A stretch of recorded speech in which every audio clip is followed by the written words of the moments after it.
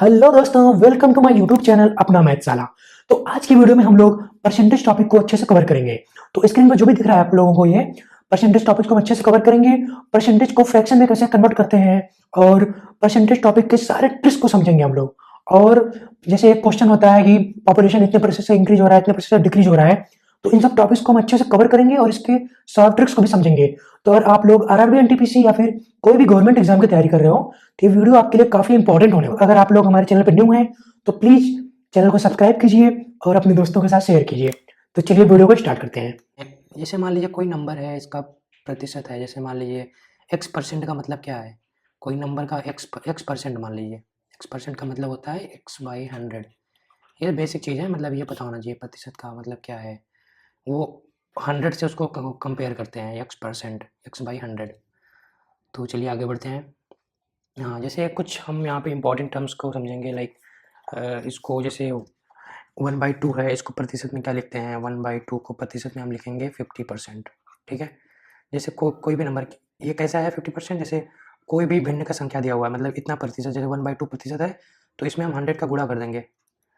Sorry, 50 का नहीं, sorry, 100 का गुणा करेंगे। जैसे मान लीजिए, देखो यहाँ पे जैसे 1/2 कितना प्रतिशत होता है, तो इसमें हम 100 का गुणा करेंगे। ठीक है, 2 से 50 टाइम्स जाएगा, तो हम इसको लिख सकते हैं कि ये 50% है। ठीक है। इसी तरह 1/3 कितना होगा?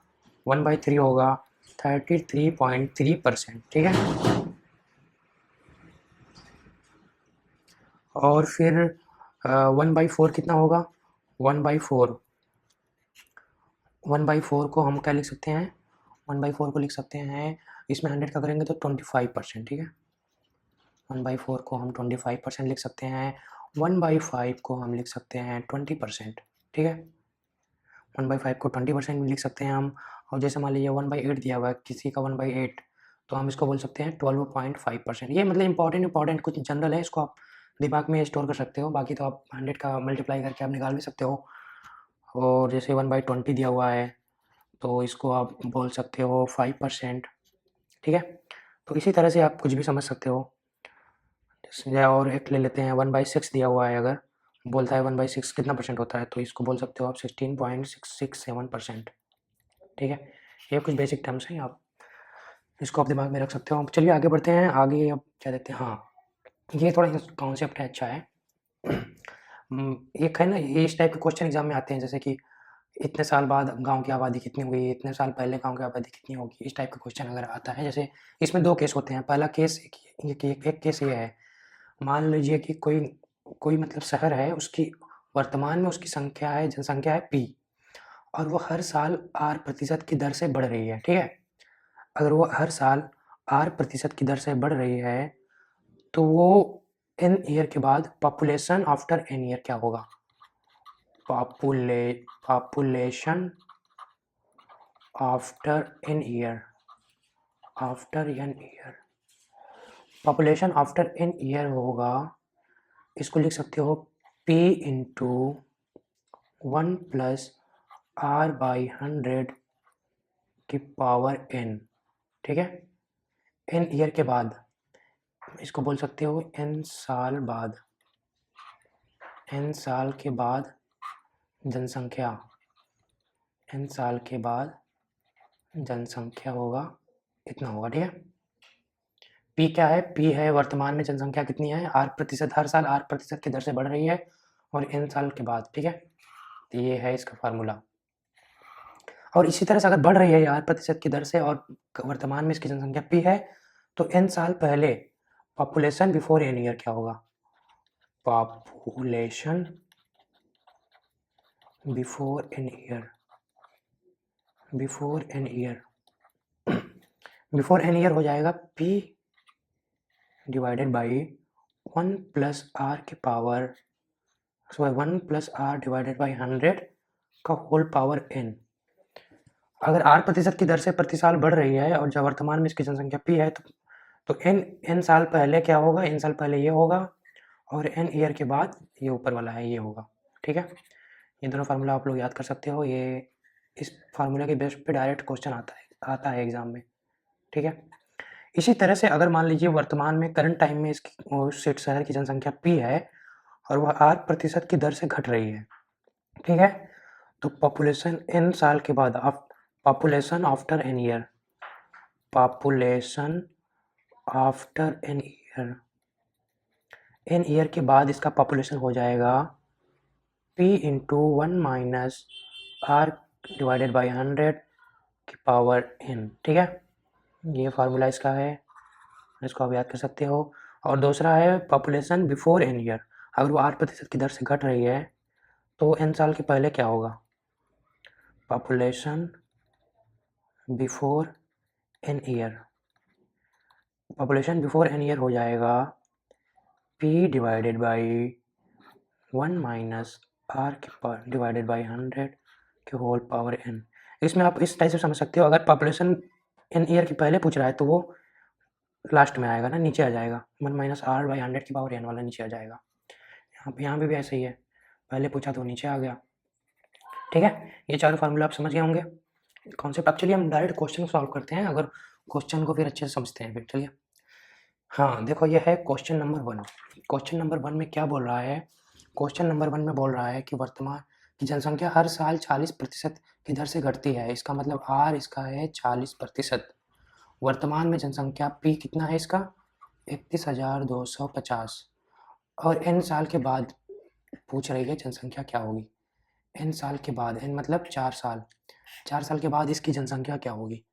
तो 4 साल के बाद इसका फार्मूला क्या है, after n year, after n year population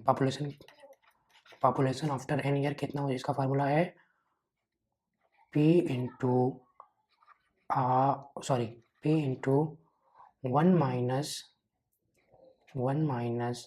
r divided by 100 का होल पावर n। इसको लिख सकते हैं, p कितना है 31,250, 1 माइनस 40 बटे 100 का होल पावर 4 हो जाएगा, ठीक है। इसको क्या लिख सकते हो, 31,250, फिर इसको लिख सकते हो 1 माइनस 40 को, इसको कट करेंगे 2, यहाँ पे आएगा 5, 2/5, 1 माइनस 2/5, 2/5 का होल पावर 4। इसको आप लिख सकते हो 31,250, 5 माइनस 2, 3/5, 3/5 का होल पावर 4। आप इसको फिर क्या लिख सकते हैं, 31,250, 3 की पावर 4 हो गया 81 इंटू 5 इंटू 5 इंटू 5 इंटू 5।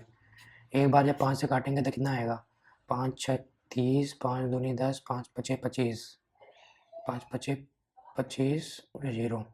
फिर 5 से काटेंगे कितना आएगा, 5 1 5, 5 दूनी 10, 5 पचे 25, फिर 0। फिर 5 से काटेंगे कितना आएगा, 25 आएगा, ये 25, फिर 1 0 28। फिर 5 से काटेंगे 50 आएगा। फिर 81 इंटू 50 इंटू 81, ये हो जाएगा 4050, ये हो जाएगा इसका आंसर, ठीक है। इसका मतलब आंसर डी इसका करेक्ट आंसर है, ठीक है। चलिए अगला क्वेश्चन पे चलते हैं।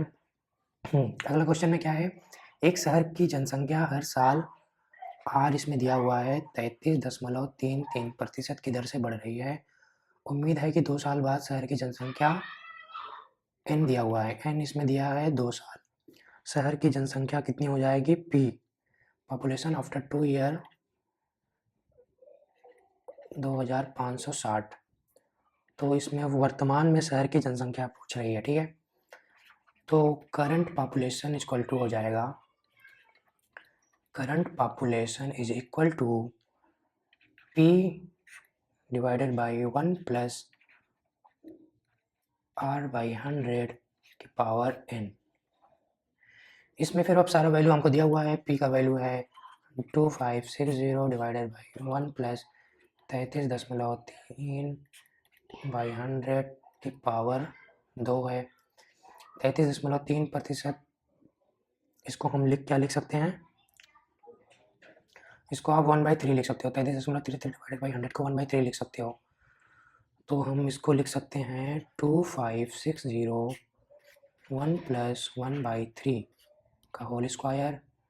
फिर इसको 1/3 को इसमें जोड़ेंगे कितना आएगा, 3 1 4, 3 1 3 4/3, 4/3 का होल स्क्वायर नीचे हो जाएगा। 25 60 इंटू 4/3 का होल स्क्वायर। ठीक है, इसको सिंप्लीफाई करेंगे तो इसको लिख सकते हैं 4 इंटू 4, ये नीचे है तो ये ऊपर चला जाएगा 3 इंटू 3। ठीक है, तो इस तरह से हम अगर इसको सिंप्लीफाई करेंगे, 4 से काटेंगे अगर, 4 चंग 24, 4 चौक 16, 660 हो गया, 640, फिर 4 से काटेंगे इसको 160।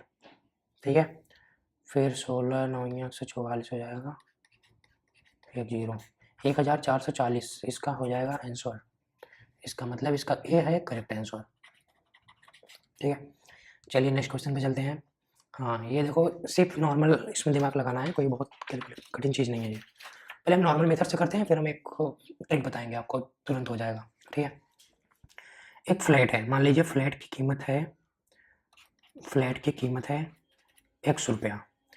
x रुपये में 20% से पहले बढ़ा। ठीक है, पहले 20% से बढ़ा, ये 20% क्या हुआ, x का 20% मतलब x बटा 5 रुपया बढ़ा। पहले जब x बटा 5 रुपया बढ़ गया तो इसका प्राइस कितना हो जाएगा, x प्लस x बाई 5। इसका मतलब 6x बाई 5 इतना रुपया। फिर कुछ दिन बाद फिर से 30% की बढ़ गया इसका फ्लैट का कीमत। ठीक है, तो फिर से कितना 30% बढ़ गया। इसका मतलब मैं आप लिख रहा हूँ, आप लोग समझ जाइए। 30% बढ़ने के बाद क्या हो जाएगा, पहले प्राइस था इसका 6x बाई 5 प्लस 30% बढ़ेगा, 6x प्लस डिवाइडेड बाई 5 का 30%, 30/100। ठीक है, एक जीरो से एक जीरो गया, 6×3 ये हो गया। ठीक है, इसको कैलकुलेशन करने के बाद आप लिख सकते हो, इसको कितना लिख सकते हो, स्कूल को देखता हूँ मैं, 2 5 10, 2 3 6, 9/25 आया ये। 9/25 को x को 6x प्लस 5 में करेंगे तो आ जाएगा, ये आ जाएगा 39/25x। ठीक है, ये इतना हो जाएगा। फिर ये पहले इसका x था ना, तो x में से इतना घटाएंगे तो ये पता चल जाएगा कि कितना बढ़ा। x में से 39 डिवाइडेड बाई 25x घटाएंगे तो ये आ जाएगा 25 नहीं सॉरी, ये तो ज़्यादा है ना, तो इसमें से x घटाएंगे तो ये आ जाएगा 39 माइनस 25 डिवाइडेड बाई 25। इसको बोल सकते हैं हम 14/25। नेक्स्ट, तो ये कितना परसेंट होगा, इसमें अगर 100 का गुणा कर देंगे तो परसेंटेज निकल जाएगा, 25 चौक का 100, 14 चौक का 56। ठीक है, 56%। ये नॉर्मल मेथड ट्रेडिशन में से, आपको कोई फार्मूला पता नहीं है तो 56%। अब मैं आपको एक ट्रिक बताता हूँ जो तुरंत सॉल्व कर देगा। देखो इसमें एक फार्मूला है, ट्रिक इंपॉर्टेंट है ये। मान लीजिए कोई भी चीज़ का मूल्य अगर दिया हुआ है, पहले कोई भी है, पहले वो x% बढ़ता है, फिर कुछ टाइम के बाद y% बढ़ता है, इंक्रीज होता है, x% इंक्रीज होता है, फिर कुछ टाइम के बाद फिर y% फिर से इंक्रीज हो जाता है। तो इसका फार्मूला है, टोटल इंक्रीज अगर पूछ रहा है तो x plus XY divided by 100, ये परसेंट हो जाएगा टोटल इंक्रीज। ठीक है, टोटल इंक्रीज परसेंटेज कितना होता है, इसमें बस सिर्फ वैल्यू लिख दो। पहले 20% बढ़ा, फिर 30% बढ़ा, फिर 20 इंटू 30 डिवाइडेड बाई 100, 0 से 0 0 0 2 3 6 हो जाएगा ये, 20 30 50 6 56। देखो ये सिंपल सी बात है, आंसर आ गया तुरंत। करेक्ट आंसर बी हो गया इसका आंसर। चलो ठीक है, चलो फिर अगले क्वेश्चन पे चलते हैं। अगले क्वेश्चन पे ये है, अगले क्वेश्चन में दिया है, क्या दिया है, ये है एप्पल का फ़ोन है। ठीक है, जैसे मान लीजिए बिग बिलियन डील पे कोई भी प्रोडक्ट है, पहले 50% के दो, जैसे मान लो उसका है पहले 1 रुपया उसका मूल्य है। ठीक है, 1 रुपया मूल्य है, 50% का छूट मिल गया इस पर, तो ये हो जाएगा 1/2 हो जाएगा। फिर से बोला है कि 2 छूट मिला 50% का, फिर एक छूट फिर से मिल गया इसको 50% का, तो इसका हो गया 1/4। ठीक है, तो इसका हो गया 1/4 प्राइस हो गया। पहले प्राइस था 1 रुपया, फिर बाद में हो गया 1/4। कितना बढ़ा ये, 3/4 बढ़ गया ये। अब इसको परसेंटेज के बारे में पूछ रहा है, परसेंटेज 3/4 कितना परसेंट होता है, इसमें 100 का गुणा कर दो तो हो जाएगा 25 या 75%। इसका भी फार्मूला एक है, देखो इसके पहले हम लोगों ने पढ़ा था x% और y% इंक्रीज होता है। अगर इसमें छूट मिल रहा है x% और y% का छूट मिल रहा है, x% पहले डिक्रीज हो रहा है, डिक्रीज, देन y% डिक्रीज। ये देखो ट्रिक है इसका, यहाँ पे तो सिंपल था इसलिए 20% 50% था इसलिए तुरंत हमने सॉल्व कर लिया उसको। मान लो इसका ट्रिक क्या है, अगर डिक्रीज हो रहा है तो लिखेंगे x, टोटल डिक्रीज हमसे अगर पूछ रहा है टोटल डिक्रीज का परसेंटेज कितना होगा, तो लिख सकते हैं x plus y minus x into y divided by 100 percentage decrease होगा। अगर इसमें भी फार्मूला रख के हम देख लेते हैं वैल्यू, पहले 50 का हुआ, फिर 50 का हुआ, फिर माइनस 50 इंटू 50 डिवाइडेड बाई 100, 2 0 से 2 0, 5 25 25 हो जाएगा ये, फिर ये 50 50 25 50 100 माइनस 25 हो जाएगा 75% इसका आंसर। ये इसका ट्रिक वाला फार्मूला है, ठीक है। चलो ये भी हो गया, चलिए फिर अगले क्वेश्चन पे चलते हैं। ये भी है क्वेश्चन एक। अगला क्वेश्चन ये है, शेयर बाजार, एक व्यक्ति के पास शेयर बाजार में एक निश्चित राशि थी। शेयर मार्केट पहले क्या होता है 50% गिरता है, पहले 50% गिरा, फिर हाँ अभी हम लोगों ने पढ़ गया कि दो कंटिन्यूस, एक ट्रिक में क्या था, देखो ये था, एक ट्रिक में था कि अगर लगातार इंक्रीज हो रहा है, पहले x% बढ़ रहा है फिर y% बढ़ रहा है तो ये ट्रिक लगेगा। इसमें क्या है, अगर लगातार घट रहा है, पहले x% घट रहा है फिर y% घट रहा है तो टोटल कितना घटेगा, ये परसेंटेज निकलेगा। इसमें ये हो रहा है कि पहले घटा x%, इसमें क्या है 50% घटा, पहले डिक्रीज हुआ ये, फिर कुछ दिन बाद 75% इंक्रीज हो गया, इंक्रीज, तो टोटल कितना हुआ परिवर्तन इसके मूल्य में। तो इसमें ये फार्मूला है, जो इंक्रीज हुआ तो मान लो x कितना है इसमें, जो इंक्रीज है तो उसको x मानेंगे, मान लो जो इंक्रीज, मान लो x% इंक्रीज हुआ, x% इंक्रीज हुआ, y% डिक्रीज हुआ, डिक्रीज मतलब घटा, ये ट्रिक है इसका। तो टोटल कितना होगा, टोटल इंक्रीज और डिक्रीज कितना होगा परसेंटेज में। तो इसका फार्मूला हमारे पास है x minus y minus x y by 100। इसमें x कितना है, x कितना है 75% बढ़ा है, 75 बढ़ा है, घटा कितना है 50% घटा है, जो घटा है वो y होगा, घटा है उतना, फिर इसको हम गुणा करेंगे 75 इंटू 50 डिवाइडेड बाई 100, 1 0 से 1 0 गया, 5 दूनी 10, ये हो जाएगा 37.5। और ये कितना होगा, 75 में से 50 गए 25, 25 माइनस 37.5, ये होगा माइनस में आएगा ना, माइनस 12.5, माइनस में आया इसका मतलब घटा, या प्लस में आता तो इसका मतलब बड़ा होता है, माइनस में आया है ना, प्लस 12.5% की कमी हुई है, 12.5% डिक्रीज, ठीक है, या फिर 12.5% की कमी, ये हो गया इसका आंसर, ठीक है। इस तीनों ट्रिक को आप याद कर सकते हो, उसको आप नोट कर सकते हो। चलिए फिर अगले क्वेश्चन पे चलते हैं। क्वेश्चन नंबर 6 में क्या बोल रहा है ये, इसमें बोल रहा है कि दो लगातार 30% की वृद्धि हुई है तो टोटल इंक्रीज क्या होगा। इसमें x दिया हुआ है 30%, y भी दिया हुआ है 30%, तो टोटल परसेंटेज कितना हो गया, टोटल परसेंटेज पूछ रहा है तो हम डायरेक्ट फार्मूला में रख देते हैं इसको। हमारे पास फार्मूला क्या था, x plus y plus x into y divided by 100, क्योंकि हमारी सिर्फ इंक्रीज हो रहा है यहाँ पे तो यही फार्मूला लगेगा, 30 प्लस 30 इंटू 30 डिवाइडेड बाई 100, 2 0 से 2 0 कट गया, 30 30 60, 3 3 का 9 9, 69 हो गया आंसर इसका, 69%। आंसर 69 कहाँ दिया है, ये सी हो गया इसका करेक्ट आंसर। Simple question. इस क्वेश्चन में दिया हुआ है, यहाँ पे क्या है 44%, किसी संख्या का, मान लीजिए कोई संख्या है x, ठीक है, x कोई संख्या है, इसका 44% कितना है, x का 44% है 2288, ठीक है।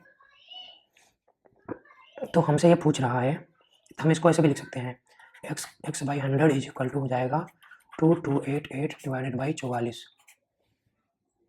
तो पूछ रहा है x का 87% कितना होगा, x का 87% कितना होगा, तो हमारे पास x/100 की वैल्यू है, इसकी वैल्यू हमसे पूछ रहा है ना, तो x/100 का वैल्यू रख देंगे यहाँ पे। x/100 कितना है 2288 डिवाइडेड बाई 44 इंटू 87, 44 2 से जाएगा 22, फिर ये 2 से कटेंगे तो 11 4 4, फिर 11 दूना 22, 11 का 11 11 चौक 44, फिर ये 52 टाइम से जाएगा, तो इसका मतलब हो जाएगा 52 इंटू 87, इसको मल्टीप्लाई करेंगे तो ये आएगा 4524, ये हो जाएगा इसका करेक्ट आंसर। इसका मतलब सी इसका करेक्ट आंसर है।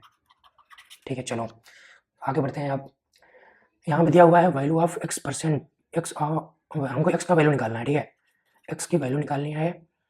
142 का x% कितना है, हाँ हमारे पास ये दिया हुआ है 142 का x%, उसको ऐसे लिख सकते हैं, प्लस 280 का 30%, 280 का 30% है 368, तो हमसे x की वैल्यू पूछ रहा है यहाँ पे। ठीक है, सिंपल सा कैलकुलेशन है, इसको आसानी से हम कर सकते हैं। यहाँ से 2 0 से 2 0 कट गया, इसको हम ऐसे लिख सकते हैं, इसको हम लिख सकते हैं, हाँ इसको हम लिख सकते हैं 142x बटा 100 इज इक्वल टू 368 माइनस 28, यहाँ कितना हो जाएगा, 28 यहाँ 84 होता है, तो 800 3 8 24, 3 दूनी 6 तो 8 84, फिर इसको लिख सकते हैं हम, इसमें से घटाएंगे आ जाएगा 284 हो जाएगा ये। फिर हम इसको इधर लाते हैं, सब 100 को 100 को इधर लाएंगे, ऊपर आ जाएगा ये 142 नीचे आ जाएगा, 142 से 2 बार जाएगा तो इसका हो जाएगा 2 इंटू 100 हो जाएगा 200, 200 होगा इसका करेक्ट आंसर। 200 कहाँ है, ये सी है इसका करेक्ट आंसर।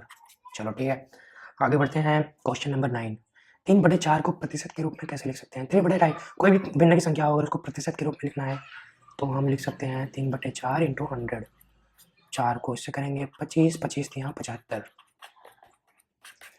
सी होगा करेक्ट आंसर। ठीक है, सी। चलो आगे चलते हैं। आगे ये क्वेश्चन दिया हुआ है, एक फल बेचने वाले के पास fruit seller have some mango, he sold 40% of the mango and still have four 20 mango left.